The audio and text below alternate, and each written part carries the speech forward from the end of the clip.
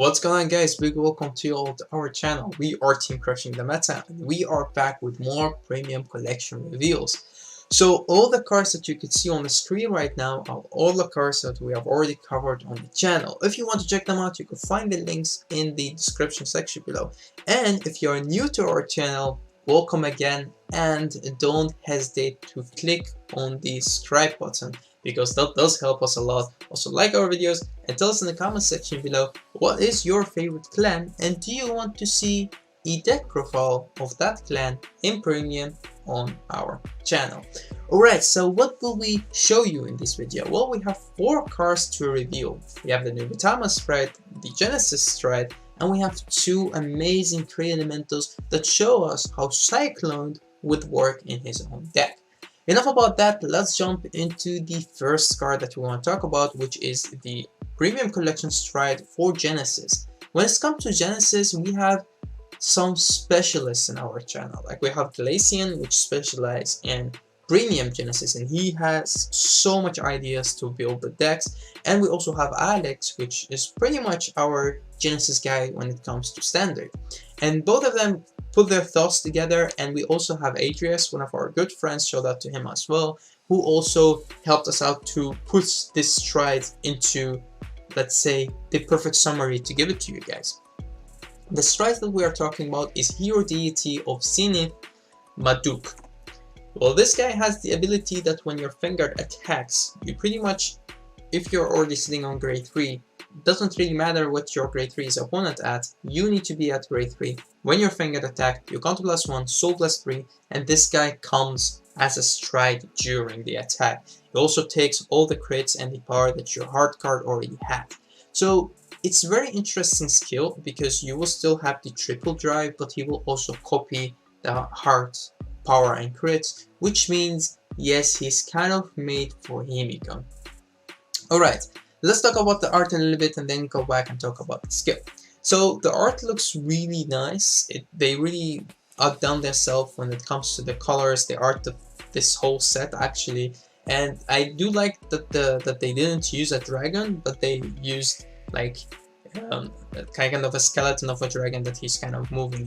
He's like a shaman, which is pretty cool. Glacian, the same as me, we were very afraid that we will be getting all dragons, and for Spike or for Genesis you could give, I mean for Genesis you could give a dragon, but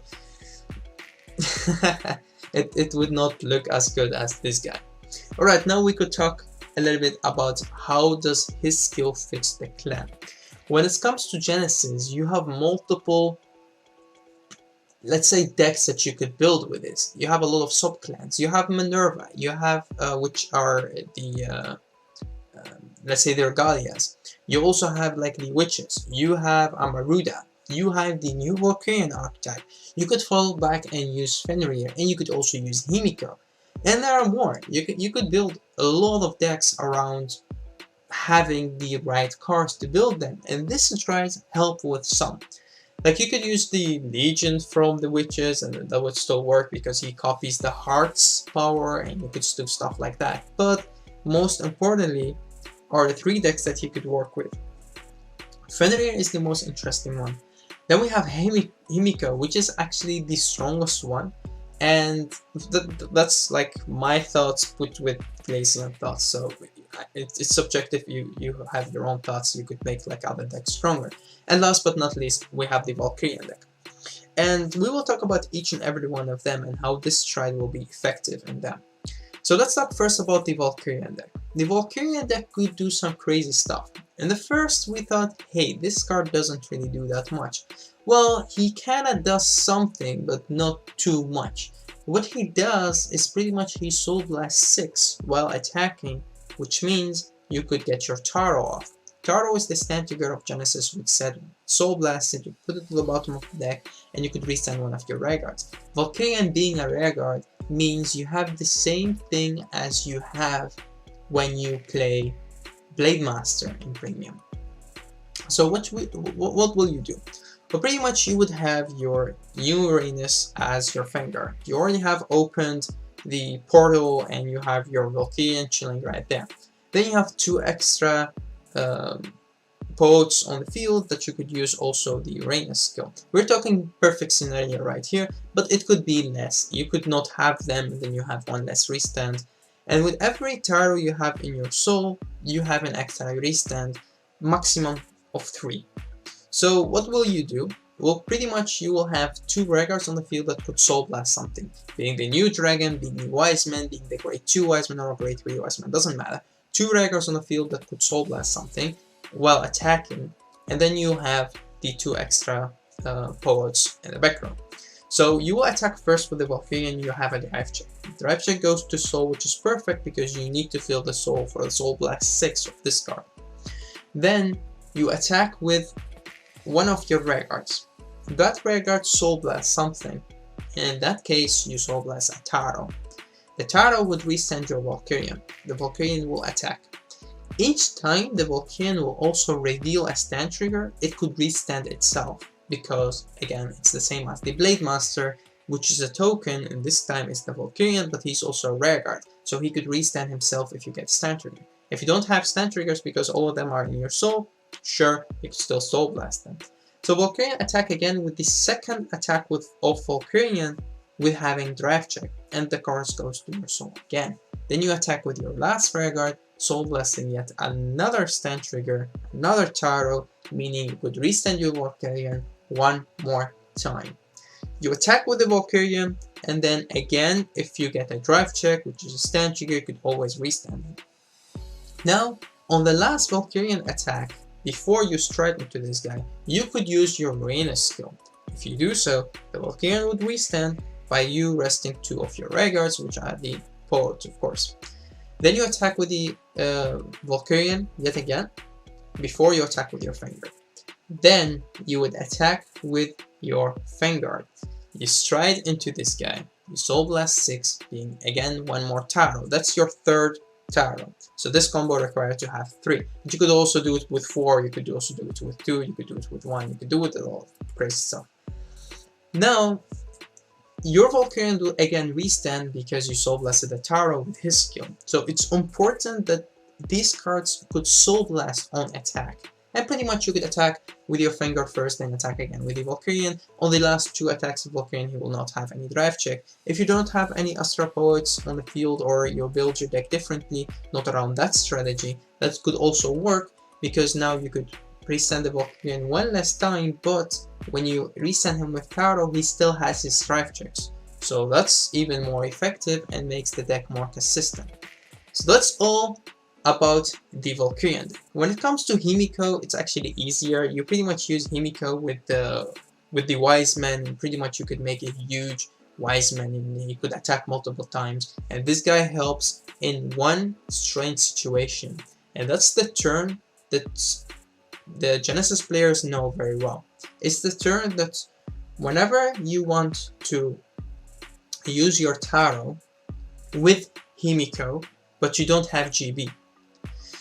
So you pretty much went second and then you ride into Himiko and then you cannot create GB. So this card does give you that option. You could pretty much from that moment, you could use Himiko's skill, you could put everything on Wiseman, and then when he attacks, or when Himiko attacks, you could stride into this card and then you get your GB.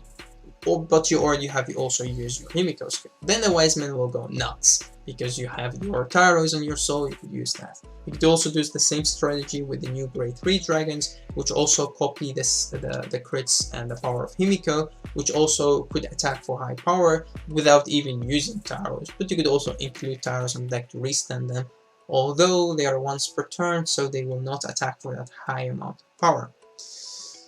Then we get into Fenrir, and Fenrir, as I said, is the most interesting and rewarding because this card you could get Fenrir's skill off. The on-stride skill, the GB2 skill, the guard restrict, you could do some crazy stuff with Fenrir, but I will leave that to the actual combo video or deck building that we could show you guys on our channel.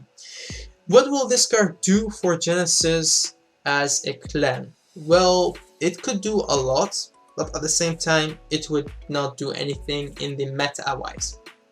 Why? We don't have that much Genesis players. but the players that we have are very good. I mean, even Mohammed from the UK sometimes fall back and uses Genesis and not OTT, but we know that both of them are two of his favorite clans. The reason why I say this is that Genesis players are very skilled, and this card needs skill to be used. The option that it gives you to stride while your opponent is at grade 2 means that you will lose a lot of your resources, which means that your Amaruda stride, which we got in the last premium collection set, will become more effective. So you really have to think about what you're going to do the next turn, how your opponent would react to your turn, and your resources and how to use them and when. But pretty much this card will make Genesis a rogue deck, which Genesis already is, but it will punish people that do not know how to play against Genesis, which is perfectly for a rogue deck. But it will not take it up in tiers because people will not play Genesis right away when they see this card, although people that play Genesis in Standard and enjoy Standard could also build this in Premium, because Valkyrian will go crazy, like restand, which is just insane. Alright, now we get to talk about the Nobutama stride, and when it comes to this card, I had to talk, of course, with our best Nuba player from our team, which is Chris Flores, aka Blazing Paladin. Okay, when it comes to this guy, I will not read his name out loud because I will butcher that name for days. So he has the ability that when it attacks, you retire 2 of your tokens and then you draw 2 cards. Then, or they don't really have to be tokens, it's just grade 0. So if there are tokens, that's good. If you put like draw triggers or crits on the field, he will still be active. But then you get all of your Regards back to your hand and you may call 2. If you have called 2, then he gets an extra crits and 10k. Alright, so what does this card do? First of all, when we looked at it, like me and Blazing, we were talking and we wanted the first stride. And we got a first stride, a card that plus you, and a finisher. 3 in 1. And all 3 work perfectly. Like, sometimes you just want to attack into your opponent's Regard. You could have your Regards on the field, you could put some pressure on your opponent, and then you just attack into his Regard, even with this card, and you still draw 2 cards, and you still get all of your Regards back to your hand, which is good. Second thing is, you have a lot of Nuba cards that pretty much have an on-place ability that you could also use with this card because they go back to your hand, you can place them again next turn. So yes, it's an amazing card, a good setup card, but also a good first stride being a finisher, or again, just a pressure-wise or a stall-wise. Up to you, you can play it whatever you want. This card is kind of all in one. First, let's talk about his art. The colors on this card are really well done. You can see the purple/blue colors and also the yellow and the red.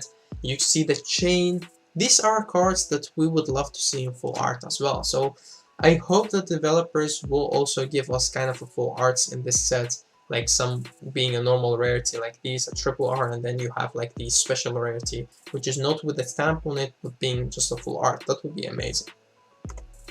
Alright, now we talk about how does this card fits the clan. Well, they kind of took a combination with a lot of grade 3s from your V, and they added it to 1. Like you have the Magatsu skill, Magatsu Storm skill, and then you also have the Hanzo skill, and they kind of put everything to 1. They created this card, which is really amazing.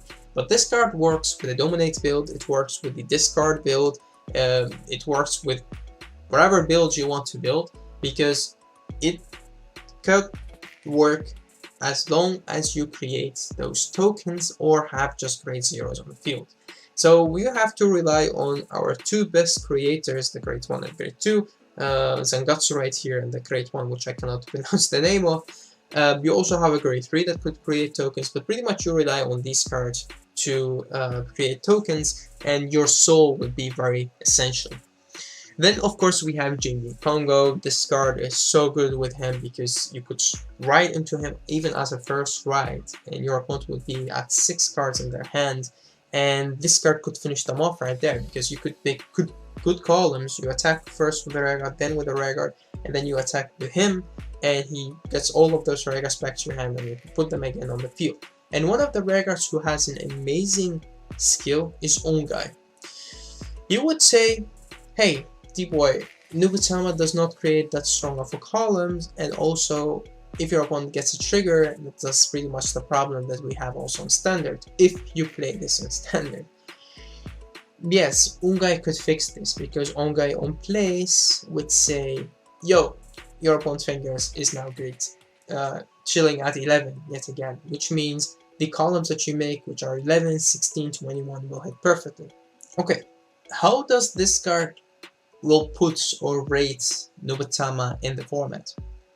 Well, it will not change it that much. I know a lot of people who love to play Nubutama. Maybe they will pick the clan up again, because now we have a good first strike, which does help a lot. And this would still be, in my opinion, a rogue deck. Maybe we will see it more played, like being a tier 3 or tier 4 deck, but it will not be tier 1 or 2. But I would love to see more representation of Nubutama, of course. I myself, I'm building the deck, and I could also show you the deck profile on the card as well, which Blazing Paladin could also do. Our build is a little bit different. Okay, now we get to the Cray elementals. So first we had the Thunder element, which is our grade 3. This card is really strong, and it does show us how this would work in a deck. So this guy has 2 skills. First, he has an on-place ability we set. So Soul Blast 1, look at the top 7 cards of your deck, and you reveal up to 2 cards which has no continuous act or auto ability, and you add those to your hand. And then you shuffle your deck. So pretty much on place, you could add your 2 vanilla cards to your hand. His second ability is also very interesting, which if you have 4 or more rare cards without continuous act or auto abilities, you pay the cost, which is a counter blast of 1, and then you stride this guy, or you could stride the Cyclone, which is the stride, the main stride of the Cray elementals right now, on your Vanguard face up from your G-Zone. So this means that if you have 4 vanilla rare cards, you could pretty much stride into Cyclone. Doesn't really matter what your opponent is at, which grade they are at. They're grade 1, they're grade 2, doesn't really matter. You could just stride into that. That's an amazing ability, but it does cost a counterblast. So you could say, hey, we could make that not work by not giving the opponent a counterblast. Alright, then we see the card is 11k. Interesting. He also does not give you marker. Okay. We could have given an Excel marker if you ask me, because Excel would work really good with this deck. The first ability is perfect, because on place, only Vanguard. If it was also Vanguard, that would be even better, but Soul Blast of 1, you always have that, and that would search you 2 more vanilla cards, means that it's easy to get the conditions off when it gets to the second ability. Now, there is one more card revealed, being grade 2. This card is essential to the deck as well, which I kind of did expect. I said to some of my friends when crushing the meta, they need to give us a grade 3 and a grade 2, or 2 grade 2s, or grade 2 and a grade 1 that has good abilities that you want to use, because you cannot run a deck with only vanillas. So this card has the ability that Rearguard and Vanguard, once per turn, if you have 4 or more units which has no continuous auto or an act ability, you pretty much could counterblast 1, and then you search your grade 3, so the new Thunder element, you search that out, and you write it as stand. Then you shuffle your deck. If you did this, so if you write upon this guy, then you may also flip the Cyclone face-up. Alright, so what will this mean? This would mean that if you go first, you could go into the grade 2. If you have a counterblast, you pay the counterblast, and you need 4 vanilla cards on the field, then you could get your grade 3 out of your deck. You could ride it while your opponent is still at grade 1. That's if you go first. If you go second, they're at grade 2. Still alright. Then you could use the grade 3 skill, which means on place, you look at the 7 cards of your deck, you get even more cards to your hand, the vanilla cards, and then you could stride into Cyclones, because you still have 4 red cards. That does cost you 2 counterblast, so it's not that easy to get, and this would be, in my opinion, more of a fun deck than a real strong deck, except in Neos, but we'll talk about that later. So you pretty much could do this while your opponent is chilling at grade 1, and you would already have a Cyclone on your Vanguard circle and a Cyclone face up in your G-Zone, which means that all of their vanilla cards will get the extra power from Cyclone. Of course, let's first talk about the arts of these cards, as we have explained their skills. These cards looks amazing, especially the Thunder Elements. Oh damn, I really love that art in the grade 3. I think it's really suitable, and I still think he deserves an Excel marker today. That's my opinion. Then of course we have the Cyclone. As I explained, Cyclone is really important of course in this deck because you would play 4 copies of him, and on the first stride you have already flipped up 2. Like the second time when your opponent goes to grade 2, you could do this again if they give you Counterblast, or even if they don't, because you have already stayed 1 turn on grade 3. So if you have done this, then the second time your opponent goes to grade 2 and you are already chilling on grade 3, you discard a grade 3 from your hand or a stride holder and you stride into the Cyclone yet again. Cyclone will flip a copy of him face up, which means that you are already 4 Cyclones active. That's just interesting and amazing. But again, your opponent would need to give you Counterblast for all of this to work, and Bobo will not work because Bobo is GP1. So we still have 3 more Cray Elementals to go, if I'm not mistaken, and we also have the Order card, which I think would work with these Cray Elementals. The first Cray Elemental that we got revealed was a grade 1 vanilla. So will the other the Cray Elementals be all grade 1s and all vanillas? That would be interesting, and I would understand that because they would have more power, or they would have an extra crit or stuff like that, and you could use those because you need them to be grade 2 or less, so you could call them when you go to that grade 2. And you need to be more of a rush deck, but also defensive, like these cards have 15k shield when they're in your hand. Okay, so which clan will these guys be the most effective in? For now, it is Neonectar, because Neonectar could create tokens, and the tokens are also units that do not have a skill. So you could use this with Neonectar. I don't really like this. I hope that the developers will do something about it and make Cyclone not work with the tokens, or give the tokens an errata with kind of a skill or something, like just a continuous skill, this card is a token. I don't know. But it does help, because if you would say this would work the best with Neonectar and Katrina is still a thing, Katrina was Cyclone, then pretty much Neonectar also now got a superior right. Like, that's insane. So let's hope that this will change, but even without that, it still needs a Counterblast, and do not give your opponent Counterblast when you know that they are kind of playing this deck, but you don't know. You really don't know if they are playing this deck or not. And this would make it also very interesting to see in Premium, because you would be like, do I give my opponent the Counterblast? Do I don't give them? What should I do? Does he really play the Cray Elemental deck, or what is he playing? So Cyclone will be interesting, although we will not see him that effective at the top tables, or maybe we will find some crazy combination with him. But still, it's a very fun card, the art is amazing, and I think it's a lot of fun and rewarding to play. Will this really change the format? Yes, a little bit. We will see like people not attacking as the first Vanguard, or people are like maybe giving the 1 Counterblast but not 2. Could be very interesting to see how this would work. I myself am very interested to see how this would work, and I would definitely build a Spy Pro deck around it, which could be fun to use. But the reason why I say this is because I have 1 more deck to build and 1 more deck to play. So for me, it's definitely interesting and fun to do. For Neonectar players, they would find very good strategies with this, because they could create tokens. Tokens, if you have already 4 tokens on the field, or tokens and other Cray Elementals from your hand, and pretty much you have already done your thing and you have 4 of these guys on the field.